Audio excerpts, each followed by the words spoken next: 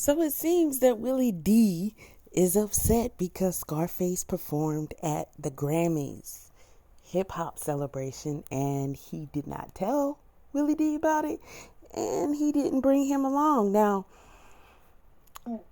a song that's from the Ghetto Boys. So I'm listening to this. Willie D made an announcement to the Grammys and he's going off on Scarface on their show. Okay? Now, just listen to some of this.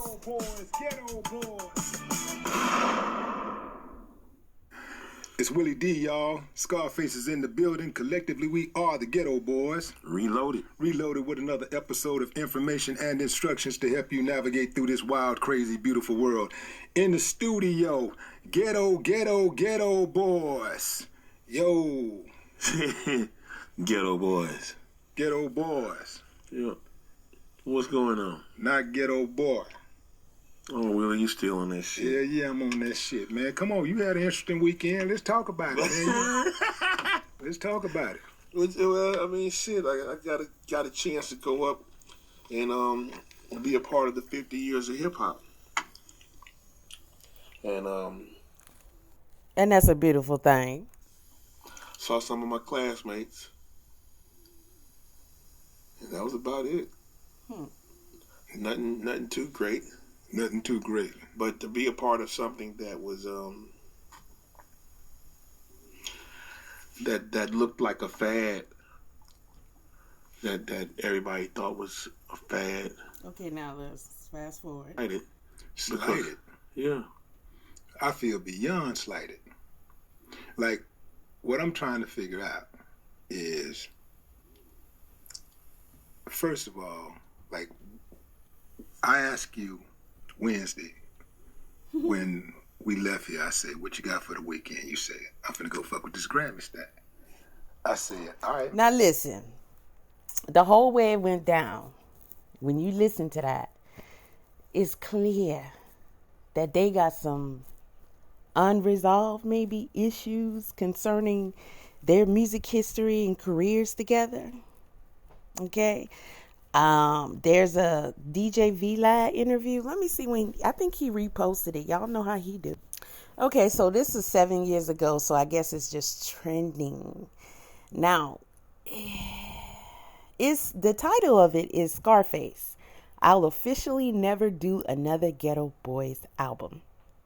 Now, listen to this video, listen to Scarface, and you can hear that there has been some issues between them. Okay. He said he never liked any of the albums they did. He never liked any of the music. And he wanted to branch off and do his own thing. But it's the way he's sounding. Okay. He couldn't wait to break away. So, okay, Willie D is upset. Where it says Ghetto Boys, Scarface. No. This is what it said. I don't want to never get Ghetto Boys and Scarface intertwined ever, because I don't need Ghetto Boys to be Scarface. Now, I agree with him on that. And I think Willie D is being a big whiny kid. Okay? Scarface has every right. He has every right to want to get his flowers. Scarface? We're talking about Scarface. Okay? Scarface, Al Pacino as Scarface, huge. Scarface the rapper, huge. They were just as huge. I don't care what nobody say. Scarface, easily in my top 5. That's when I was young. That's hip hop was it back then. In the 90s, y'all just don't know. Scarface, compare Scarface's solo career to Willie D's solo career. Now, Ghetto Boys, yes, they're trying to keep the name and the legacy alive by doing this show, which Willie D, I brought my audience over there so that we can do this show and we can keep the legacy alive. So he is basically saying, if you listen to these clips that they posted, I'm not even going to keep playing them. Y'all just go listen to them on your own. But he's basically saying that Scarface cannot perform without him. Yet, as they're talking, Willie D has performed Ghetto Boys songs at places without Willie D multiple times. Willie D spoke on the time that he invited Scarface to one of them, and he declined. Okay, so but I invited you. I mean, they did a whole show and he talked about this in front of the world, and he called out the Grammys. First of all, now I'm gonna get to Willie D in a minute. But let's look at this now. Hold on. Okay, this is on allmusic.com. Willie D. His voice was prominent. All three of them had prominent, strong, distinct voices. They have their own genre. They actually, I have to look it up again. I forget. But horror rap. Yeah, horror rap. Because they talked about like crazy things, right? Mind playing tricks on you. I mean, talking about they went past NWA, if you ask me. Especially Willie D. Now, Bushwick Bill was the character, or however you call it. And, you wanted to see him as the scariest thing because he had the eye situation where he got shot in the eye, I think, by the girl. And he was a little midget. But he also was kind of funny, too. You weren't too scared of him unless you're very young. But Willie D, Scarface had this badass bad man type of like raps. Willie D was just vulgar and disrespectful to women, and he just went all the way out, right? So Jaguar Wright, that's who Willie D reminds me of. Let's look at this. So let's read his biography. Willie D. All right. So he was active between the 1980s to 2010. Born in 1966 in Houston, Texas. That's it. Okay, originally a member of Houston horror rappers, the Ghetto Boys, Willie D, born William Dennis, released his first solo album, Controversy, in 1989. He parted ways with the Ghetto Boys, and I believe he was the one who left first. I believe. But shock tactics of his former group are in full force on the F. Rodney King from his second album. I'm Going Out Like a Soldier, Willie D's next album. 1994's Play With Your Mama featured a guest spot from Ice Cube on the title track A Ghetto Boys Reunion in 1996, titled The Resurrection. Resuscitated the career of the group, but Willie D wasn't heard from again until 2000.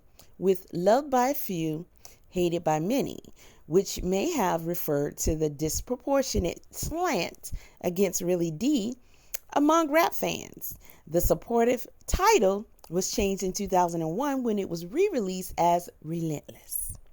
Despite near universal disregard for his talents, Willie D returned with yet another album in 2003, Unbreakable. Okay, that was it. Willie D was like I guess the Uncle Luke of horror rap, if you will, in my opinion. And he wasn't for my taste. I liked him in Ghetto Boys, but we didn't hear that much of him, right, as we do on his solo albums. When you get to hear that kind of language he's talking, I never really cared too much for his verses. I thought like, oh, he going in different direction. I don't really like what he's saying. But his solo albums, his solo music, I don't know anything about that. Now, we can look at the rankings and all of that, but, skip all that. It ain't even worth it. Come on, let's go.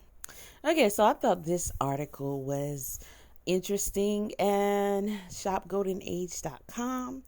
And this is written by Sis Van Beers, ranking Scarface's albums. All right, Scarface is one of the unsung icons of hip-hop. Y'all know what they mean when they say unsung. It means you never got your flowers. Does Ghetto Boys deserve to get their flowers? I think they kind of did. It's kind of like mixtapes. It's kind of like underground hip hop. Everybody who appreciated them a lot. Many people loved Ghetto Boys, and they weren't proud. They weren't ashamed to make that known and support them, right? But Scarface was more popular. He was more mainstream. He had that voice. He had that swag. He had a certain cadence and style to him that was unique, unlike any other, and it could not be beat. When he stopped rapping, I was not happy. He was way more popular, way more successful by himself, in my opinion, than Ghetto Boys altogether. Okay, so a true pioneer, he was one of those responsible for putting Southern hip hop on the map as part of the Ghetto Boys, and especially as a solo artist. His 3 decades in the game left an inedible mark on hip-hop with a string of classic songs, albums, and guest appearances. Everybody wanted Scarface on their album. What was it? Kanye tried to get him on there, and Scarface came in and listened to, was it Scarface? Yeah, listened to it. And he was supposed to write a rap and come back. He never came out, something like that. It was on the Yeezus the Genius thing. Okay, I'm thinking that was Scarface. His history of depression, drug abuse, and suicidal tendencies shines through on most of his recordings and give his music a more authentic feel than that of most other artists. Make no mistake, Scarface is one of the best lyricists in the hip-hop game ever. Of course, that is an opinion, but if you look at his success and you do a survey online, I think a lot of people will agree with you. On this list, this person is ranking his albums. Okay. All right. Scarface. Look at this. All these albums. Number 9, Demetrius in 2008. So he ranks this as his least favorite. Number 8, The World Is Yours in 1993. I know y'all gonna go back and start listening to Scarface's music. Number 7, in 2000, The Last of a Dying Breed. Number 6, Made. Number 5, Deeply Rooted in 2015, and Made was in 2007. All right, so he has The Untouchable in 1997. Untouchable out here, baby. Never Seen a Man Die is my favorite song by Scarface, hands down. And of course, y'all know he did Smile with Tupac, right? So, number 3, The Fix in 2002. Now, Scarface was bad. Y'all don't know. You better go find out why Willie D doing all that screaming. All right, Mr. Scarface is back, 1991. Mr. Scarface. The Diary, 1994. Listen, all these albums, I love them. All right.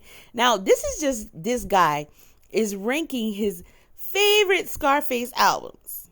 All right. But let's see. This article says Scarface has rap's best discography. Look his discography up, guys. He's a lefty and there were no left-handed guitars on deck. Did you know he played? He got the urge to play, is so undeterred, and he flipped the guitar around and played that way. He shrugs when he asked about it, grinning before refocusing on the instrument. It's a calm moment for the artist, known to the music world as Scarface.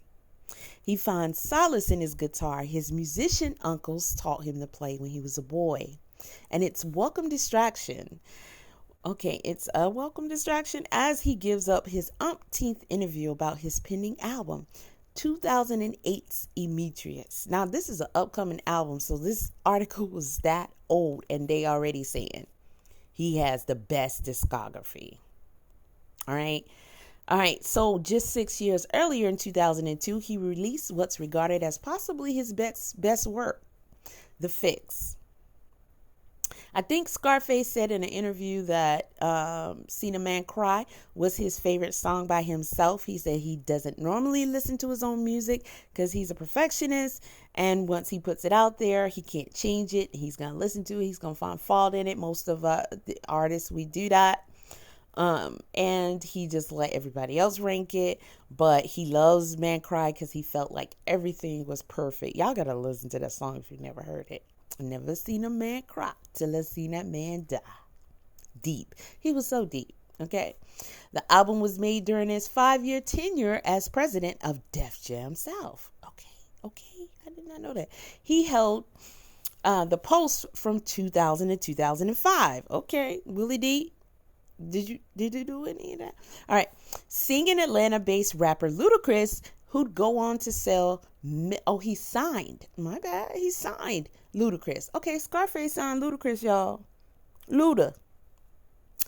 In 2008, he was basking in the unadulterated respect that he'd been due for years as a rapper and a musician, as evidenced by his VH1 Hip Hop Honors appearance. He was finally being, yes, he did get an award. I think that popped up. He's going to be trending for a while because Willie D making all this noise. And I don't watch the Grammys. Ben stopped watching it years ago. And I'm seeing little clips here and there about the Sam Smith and Madonna looking crazy. Just a whole bunch of stuff. And y'all know all of that stuff is satanic. Okay? But we going to talk about that in a minute. Okay. He was finally been recognized as one of the best to ever do it. Yes, he is. With the influence and discography to back it up. Fast forward more than 10 years since he sat in the NYC studio playing the guitar backwards, and Face's legacy has not only remained unshaken, but grown stronger. His influence extends beyond the cliche label of being your favorite rapper's favorite rapper. Who was that, Dr. Dre? Oh, that was Marley Marl. They said he influenced him. He isn't just a blueprint for vulnerable rap penned by MCs who wrestle with internal demons, grapple with the afterlife, and pontificate on their place in a corrupt, racist world. A sound made popular by rappers like Tupac, Kid Cudi, Kanye West, Mac Miller, and Kendrick Lamar. His lyricism isn't just a cornerstone for street rap, laced with perspective, deep self-awareness, and introspection themes later explored by rappers like Jay-Z, Nas, T.I., and Rick Ross. I don't like none of them. And he's more, especially Jay-Z and Rick Ross. And he's more than a guitar. I think they're overrated. Why do y'all celebrate these dudes anyway? And he's more than a guitar lick blues sound that defined the 90s Southern hip-hop and laid a musical foundation for what the region would birth next. Scarface is all of those things. He encompasses the best parts of hip-hop by simply uncompromisingly being himself. A long discography began with his first outing with the Ghetto Boys in 1989 and winds its way through the years until its most recent release in 2015's Deeply Rooted. When all is said, Scarface probably has one of the strongest discographies in rap history and one of the best in music. It features 3 agreed upon classics, Mr. Scarface is Back, The Diary, and The Fix, with genre and legacy defining albums in between, including The Untouchable and Demetrius. And that isn't even touching his work with the Ghetto Boys, his line in Maya's Playing Tricks on Me was my favorite line. Go back and listen to his line again, y'all. Whose discography includes one of the best group albums in rap, 1995's The Resurrection. A Houston native, Scarface grew up around musicians and listened to classic rock and blues. He says his uncles would often gather in his southern living room and have jam sessions, which he witnessed and later joined. Scarface's guitar skills were later used on his own records, most of which he either produced or co-produced, alongside frequent collaborators, Houston native Mike Dean and New Orleans N.O. Joe. He did speak in that VLAT interview about wanting to write and produce and approve of his own music, and he was not happy that that wasn't happening in the Ghetto Boys. But I'm sure there was a lot more going on, because you can see VLAT has a lot of interviews with Willie D talking about how he couldn't stand Bushwick Bill. And he also, I think recently, doubled down on that. That was no secret, though. They fought a lot. They did come together and do that album cover when Bushwick Bill got shot.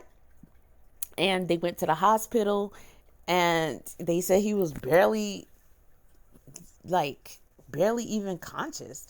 And they held him up on the stretcher, and they did the cover. And it was a perfect cover. It fit them.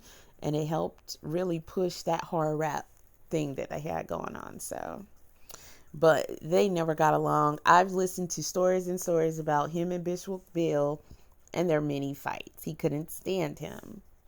So, I think him and Brad Jordan, which is Scarface, have a very interesting relationship. Kind of like brothers, but I do think that there is some hidden beef there. For real. All right, so I'm going to skip around a little bit. In the 80s, after releasing music around Houston under his first moniker, DJ Ashkin, Scarface signed to Jay Prince's Rap-A-Lot Records. Been hearing that name a lot. And joined the Ghetto Boys when the group's two original members were replaced. In 1989, the Ghetto Boys released Grip It. On that other level, an album that helped define Houston's sound and that of the South as a whole.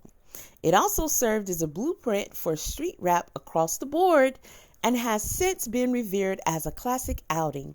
The album was later remixed by Rick Rubin for the Ghetto Boys re-release album. Now, with that being said, I think since Ghetto Boys has had a strong impact on history in hip-hop, I think they wanted to also make mention of them and appreciate them as well. But truly, there's no Ghetto Boys without Bushwick Bill. I know Willie D is saying he's not excluding Bushwick Bill. I know he is saying that Bushwick Bill is automatically excluded because he is deceased. His membership has expired, as he says. I agree, but there still is there's no NWA without Eazy-E, y'all. Not at all. There's no TLC without they tried. I don't know why, but they tried. That's crazy. But it just doesn't. It just no. It's no. You cannot recreate the Ghetto Boys, and you cannot. I'm sorry. You cannot get up there and perform as Ghetto Boys without Bushwick Bill. It just doesn't go. Wu-Tang is barely pulling it off as Wu-Tang with all of them, or most of them, without ODB. Yes, they've been getting away with it for years, and Method Man has been the one holding them up. He's been the shining star. But ODB was just that piece. That there's no Wu-Tang really without ODB.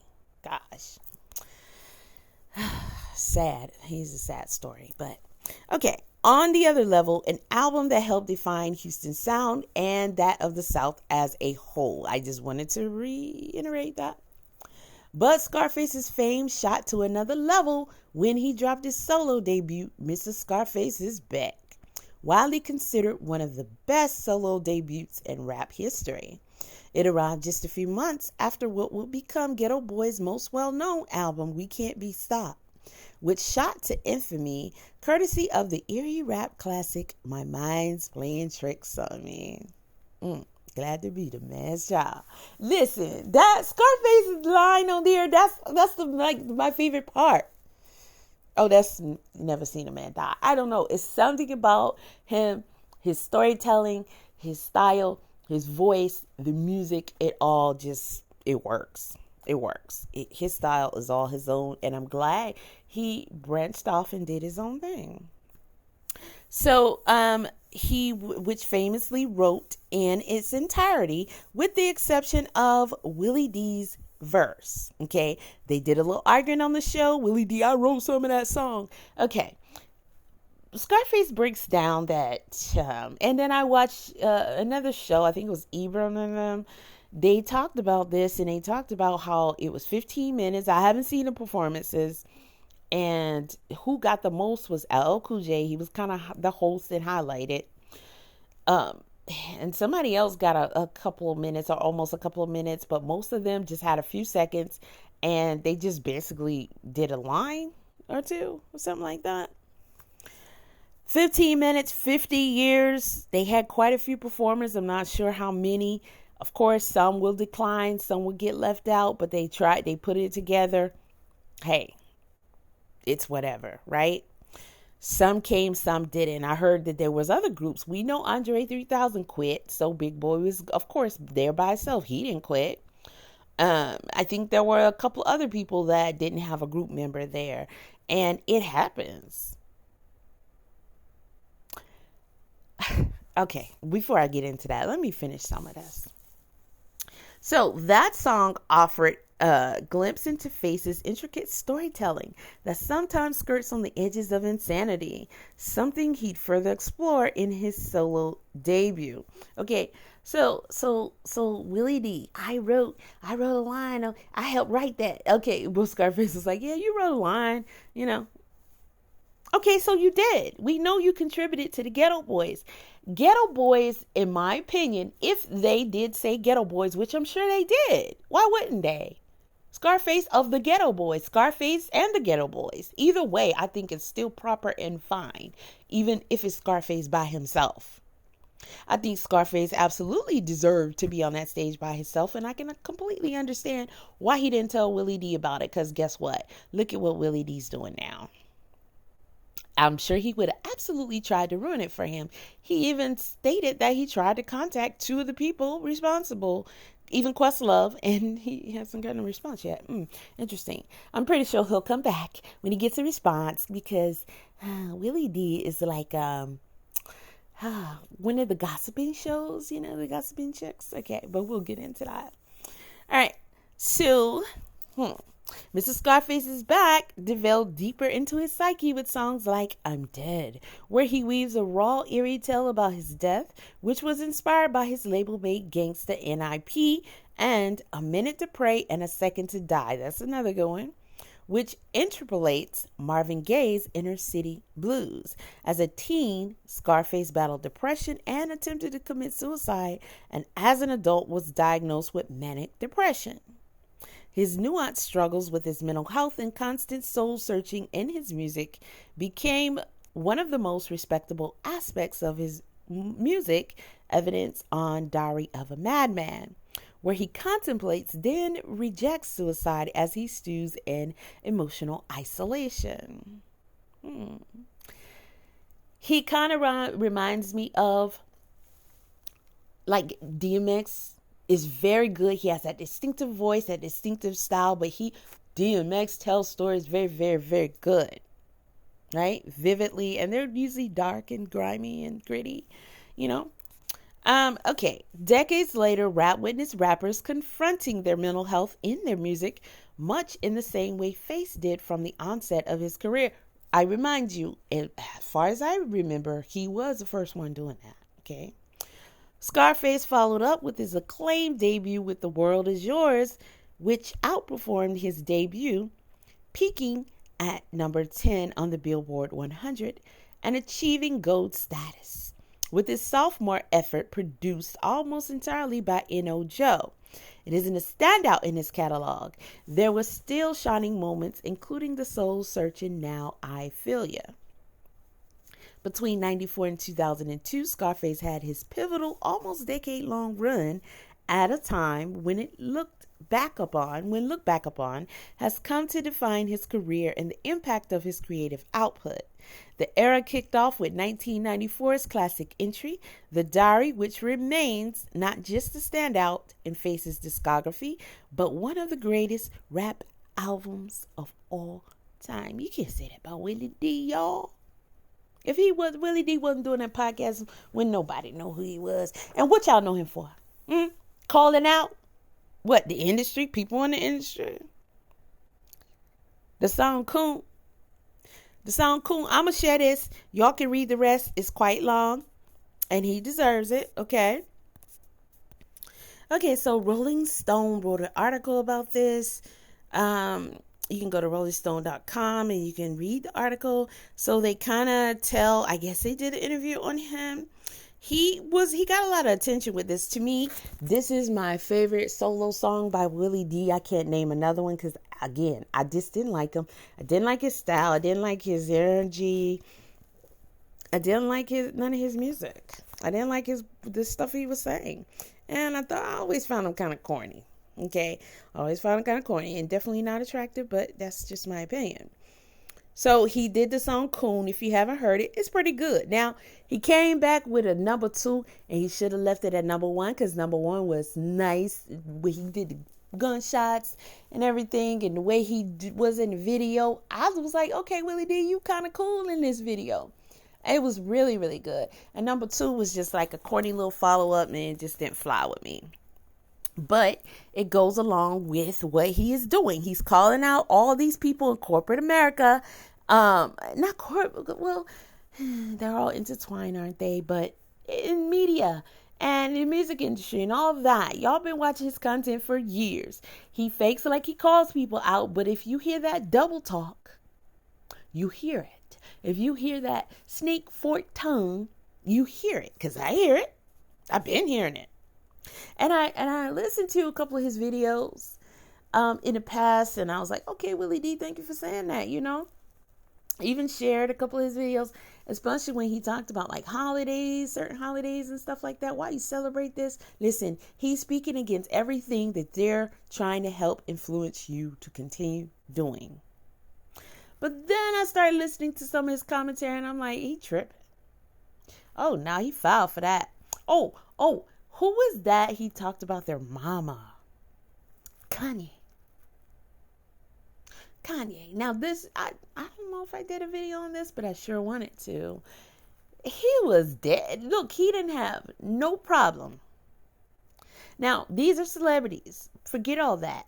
This dude called out Kanye's mama, said she be rolling in her grave. Something about she was a horrible mother. I don't know, but he was disrespecting his mother directly. Okay.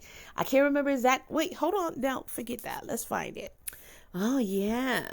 He said she died by suicide. Something to the fact that she was ashamed of Kanye or something like that, and she killed herself. She was being fed up with Kanye. Y'all know that woman adored him. That was no secret. Not one time did she always spoke proudly of her son. Okay? That was a mama's boy for real. Isn't everybody saying he lost his mind since his mama died? Okay? Go listen to what Willie D said exactly. Oh, here it is. Kanye West, civil rights activist mama, didn't die because of a botched surgery. I think she committed, after realizing that she raised a self-loading nut. Okay. And then he got a little backlash for that, and he said, F y'all. But did you see him go on whoever would invite him to talk about it? And he ate it up. Go watch, because there's one show, him and a guy, and they're standing up and they're talking about it. And he's laughing. Yeah, I said it, I'm double down, I said it again. And he was like, F y'all. Willie D is trying to be controversial for attention. He wants the attention he never ever got as a solo artist. He got problems. Those are his own inner problems. And for him to come at Scarface and hate on him so bad, as if Scarface does not deserve, as though he does not deserve his accolades, is ridiculous. Look at these clips, y'all. You a selfish A.N. Willie D. F the Grammys. Hip hop is way bigger. Okay, he's saying stuff like, oh, they didn't do a long enough tribute, and there should be a whole hip hop show. Okay, put one together. Okay? Because they're going to do what they're going to do. But my thing is this. Let me ask y'all something. Why would Willie D expect to be invited to the Grammys after he talked so much junk about him? Y'all remember that? Yeah, look that up. Look that up, because he not only did he talk junk about the industry repetitively, he dissed the Grammy specifically. He F a Grammy, he don't care about a Grammy, blah blah blah. But now he is ranting on social media like a girl because he didn't get invited and his friend didn't tell him. Scarface knows this dude better than any of us. Y'all saying he wrong for them to not tell him. Self-preservation is first and foremost. And Scarface went to collect his flowers. Okay? This guy had kidney failure, right? And his son gave him a kidney recently. This was during COVID. He's very thin. He almost passed. And his son donated him a kidney not too long ago. Right? So he's doing a lot better. Willie D, skin smooth as a baby's bottom. Still ugly, but inside and out. But he is a lot of that which he calls out, in my opinion. He is a lot of that which he talks about, in my opinion. And I see I see the contradiction in a lot of stuff that he says, and I see how he tries to kind of he wanna expose, then he wanna gossip, give you the scoop, give you the tea. He does the tea. He likes to do the tea. Go scroll his videos and even watch him. And he's just like, hey, y'all, I'm going to give you the tea like the girls do. He didn't say that, but that's exactly what I get from him. He might as well come out his mouth and say it. Okay. And I just think that is, ill. Especially the way he does. I can't wait. He can't wait. Listen, Willie D gives out a lot of false information. He runs with rumors. You have some channels that you'll listen to because they wait, they do a little research, and they come to you. They don't just post what everybody's saying. How everybody was saying, oh, Tyree was messing with the officer's wife and he took a picture, he sent it to him. There's nothing to verify that, but everybody ran with it, including Willie D. He said it as if it's fact. Go watch that video. He barely said allegedly once in the beginning. But then the rest was all, watch him how he do his head, and he'd be all gossiping like, ooh, girl, child. Can't nobody get down with that. So he trying to get popular by any means necessary. The Kanye mess, he wanted to be controversial, and he thought he was gonna have a little ride. He was gonna be, but what you got? What you got, Willie? You doing all this talking and everything. Yeah, you talking. But half the time it seems like Scarface really don't even want to be there. And I have watched enough of their shows to see how Willie D tries to get controversial and tries to go against this and go against that. And Scarface is like, man, I don't got all that energy you got. I'm just chilling. I'm cool with this. I'm cool with that. Okay? It might, but he just being him and he being honest. So, again, why would the Grammys invite him? Nobody wants him there. Nobody in the music industry is cool with Willie D when he done talked all kind of smack. The Grammys don't want him there. He's not in the part of the clique. He's not in the industry no more. He's just a fake in and out wannabe, like a Jaguar Wright.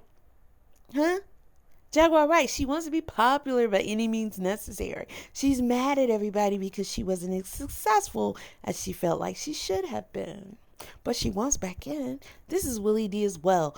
Who'd have thought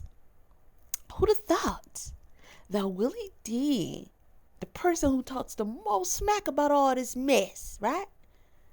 Won't back in. How you gonna expose these people and the fake holidays out? Don't you know all that is connected? All of it is the same agenda. You talk about the agenda all the time until you want to gossip about the agenda. Ooh, look at this hot tea I got for y'all. Come on, y'all. Put your purses down because this is piping hot tea. You do all this junk talking and you this mad because you didn't get to perform at the Grammys, disrespecting Scarface the way you are. He had to bring you. He told Scarface that he should not have done it without him. No Willie D, no Scarface, no performance, no Ghetto Boys. What? First of all, I like the way Scarface made it clear. They didn't want Ghetto Boys, baby. They wanted Scarface. The Ghetto Boys is the honorary mention because they were very significant in what they did. But Willie D, you're not invited to the after parties and the kinky parties and all that stuff you used to, you used to participate in that you won't talk about. You try to do just enough so they be cool with you again. But you talk about Stacey Dash, Charles Barkley, Stephen A. Smith. You were cool. Listen, that song rocks. Okay? And you got your little 5 minutes of it. But all you got was 5 minutes. There's still a lot of people who haven't even heard that song. And the song is tight, y'all. The video's tight. They kind of look like these people. He put Charles Barkley in a cage and tossed them food. He took Stacey Dash. He kidnapped these people, like they did in the Mac, like they allegedly did back in the day. That you out here doing this and that in the streets, they kidnap you and try to make you be good or whatever. He did some of that. They tortured him and he had Raven Simone on there. It was pretty tight. He was hardcore in that, But it didn't. I don't think it did what he wanted it to do. He thought that was gonna kill. What you did since then, Willie D? When was Coon? Let me know. I don't play it 6 years ago. Hey, this song here is hot. He was dissing Charles Barkley, Stacey Dash, Stephen A. Smith, and it says plus. I think Raven Simone was the last one, so I don't know why they didn't mention her. I didn't even know who Stephen A. Smith was until he came out with this song. Okay, Shorts remixing this video. He got 693K views on this. This was 6 years ago. 6 years ago. And he did Coon Part 2. I know it's going to be on there. But Coons 2. Who did he diss on here? Michael Jordan, Steve Harvey, and Ted Cruz. Okay, so listen, he calling out all these people. Y'all watch his shows and y'all be like, tell it, Willie D, he on our side. But y'all don't hear him when he be double talking. Y'all don't hear him when he be spilling the tea. Not exposing, but just, I'm going to give y'all the scoop, y'all. Allegedly, what's the name? She pregnant by Blueface, and they fight a lot. And so the scoop is, I got the scoop. Look at the titles in his video. He's trying to be a gossip blogger. He was doing exposing for a while, with the forked tongue. But now he's doing exposing mostly. And then he goes over with Scarface and he try to act like, I want to help the community. I want to be a good person. I ain't with the industry and all that mess. I'm gonna interview people in the industry. I'm gonna try to talk down on Scarface whenever I can. And you think that man ain't gonna go get his flowers, man? Scarface was and always will be a staple. In the 50 years and they had Scarface on there. Yes, he belonged there. Most certainly. And he didn't get a lot of mainstream fame like a lot of other rappers did. We can make assumptions on why, but you guys already know. But he got much respect out here because there are a lot of people. Now, I just put Scarface in. Okay, I seen a man die. I don't think I seen that video. Look at these old VLAD interviews with Scarface, y'all. Okay? Look at these old VLAD interviews. Listen to them. These right here. With this gray shirt on, his little belly, he started losing a little weight then. Scarface always been heavyset. When he got skinny, I was like, oh, his voice ain't gonna be the same. Scarface says new rappers ain't hip hop if they rap over. Okay. All right. I know one time he was running for office of some kind.